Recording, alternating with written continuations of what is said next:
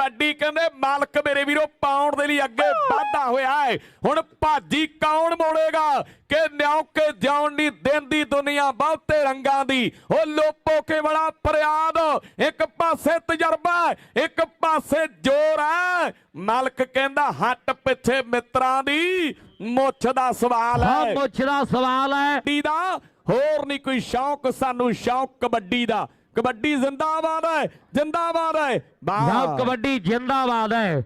आए मलक बिनियामीन पिंड है इस नौजवान दा लਹਿੰਦੇ पंजाब दे विच आ वेखदा पई रेड ਚੱਕ बुढ़े वाले मलक दी रेड ते वेखदा भेलू बरसालपुरी है पर मलक इस समय ग्रेवजन ते गोगी पंडाल कनेच वाले दी टीम पर दूजे पासे कहंदे ऐ साडा बागी इटवाल दा प्लेयर मलक और इत्थे रख के पैंदे सप दी सिरी तो नोट चकणे हो सौखी नहीं कबड्डी मित्रो।